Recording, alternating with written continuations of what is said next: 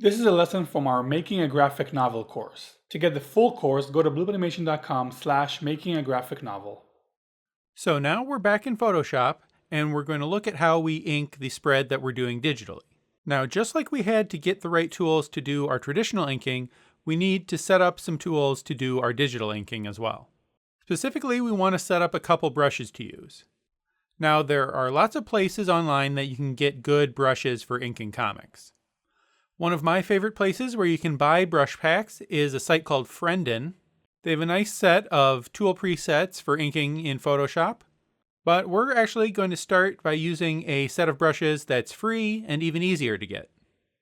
I'm just going to pull out the brush palette so that it'll stay open.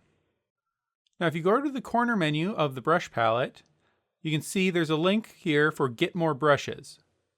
Now, that will take you to Adobe's site where they offer packs of brushes for free. We're going to get these, the manga brushes. That's going to download an ABR file. We'll save that. And then, back on our brush palette, we'll go back to the corner menu and do Import Brushes. Find that ABR file. Open it, and you see it made a new group here called Manga. And here are all our brushes. Now, there's really only a couple here that I find useful. These first 6 or so brushes here are the ones that are actually for doing ink lines. Some of them are smooth and some of them have a textured edge.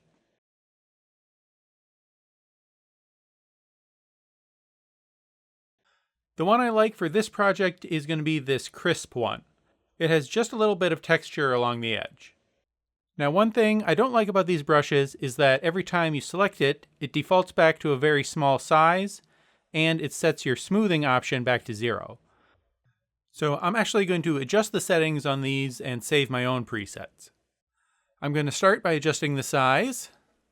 It looks like 45 pixels is going to be good as the default. Then I'm going to turn the smoothing feature up to 10%.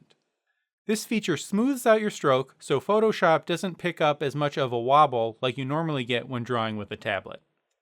Then in the brush palette, I'm going to click the New Brush Preset option. I'll give it a name, and these default settings are fine. And then I've got my brush at the right size and smoothing whenever I need it. Now, the only other brush that I want to make is a larger brush, more like a paintbrush for filling in spot blacks. So I'm just going to start with Photoshop's built-in hard round brush, and I'm going to set it fairly large. Then I'm going to go ahead and make a new preset for that as well. So now I've got a brush for doing outlines and for filling them in. Now, there is something other than the brush itself that's going to affect the quality of your lines, and that's the system settings for your drawing tablet. Here in the settings for my Wacom Cintiq, there's this tip feel setting that I can set to various levels of firmness. This changes how hard you have to push to get a maximum pressure reading in Photoshop. You're going to have to play around with this yourself and find the setting that works best for you, and you may even want to come back here and change this for different tasks like outlining versus cross-hatching. So now that we've got our brushes, let's go over to our spread and do our final ink lines. I'm going to start by hiding the lettering layer and all of our front panels. And I'm going to start by working on our background image. So I'm going to create a new layer inside that folder called Ink. And then I'm going to lower the opacity of our clean pencil layer. Now I'm just going to zoom in and start inking. From here, the process is very similar to our traditional inking.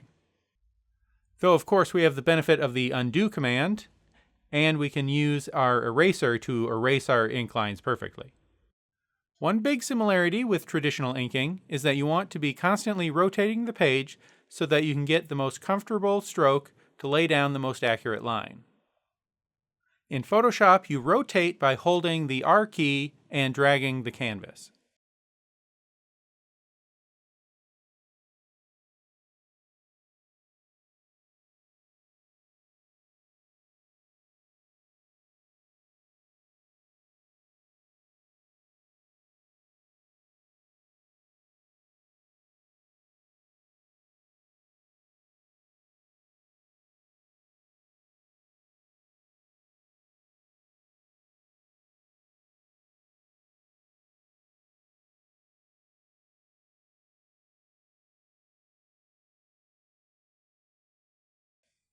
Now, one thing you'll notice about how I'm inking this four-wheeler is that whenever I do hatching, like I'm doing down here on this wheel, I'm going to do them all parallel in the same direction.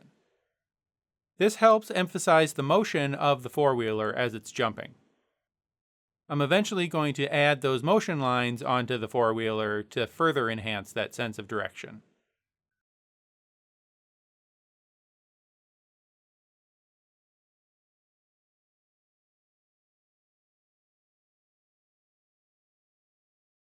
On this second four-wheeler, I'm going to do a lot of spot blacks along the bottom.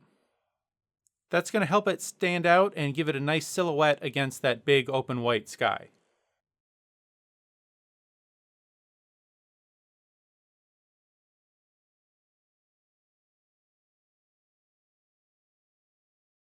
Now this third four-wheeler is way off in the distance and a lot smaller than the other two. Something you might be tempted to do is shrink your brush way down so that you can get a lot of detail into smaller parts of the drawing like this. But you generally don't want to do that. Try to keep your brush generally the same size. Smaller elements, particularly ones in the distance like this guy, are going to look better if they have less detail. Since we're outside, we've got this very organic background. There's a lot of texture here, but I'm trying to keep the lines a little thinner and less detailed so that the background doesn't pull attention from the more important elements of the image.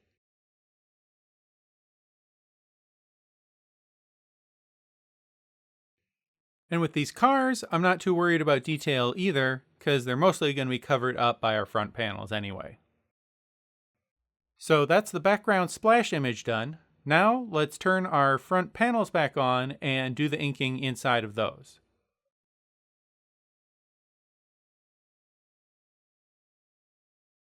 For each of these, I'm going to create an ink layer and lower the opacity of the clean pencil line. And this overhead shot of the cars is another good example of letting your image have less detail. It wouldn't make sense to shrink down my brush and try to get these cars as detailed as the large ones I just drew.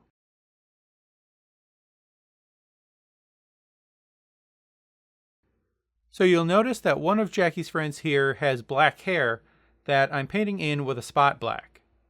Then to add the highlights and the detail lines, I actually just use the eraser to carve away the black.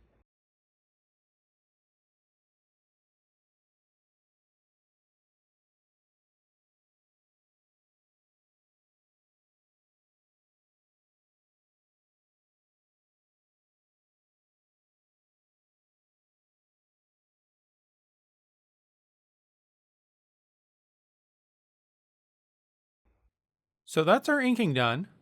Next, we need to deal with our lettering. We still have the issue of this sound effect going over top of the four-wheelers when we want it behind them. I thought about putting them on a separate layer above the sound effect, but then I'd have to add an extra layer in between of white to actually block out the sound effect. So what's actually going to be easier is just to use a layer mask on our lettering layer.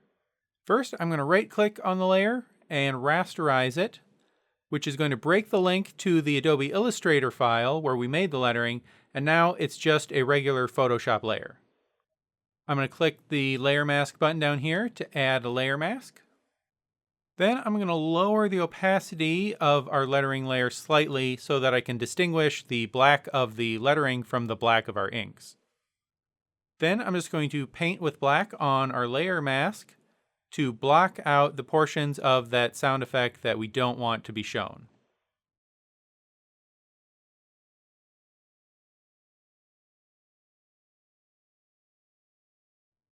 And now, as a finishing touch, I'm going to add in those speed lines on our four-wheelers.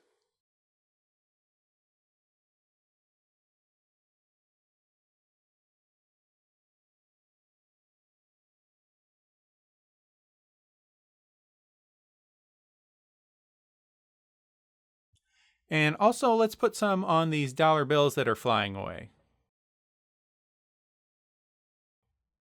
And there we have it.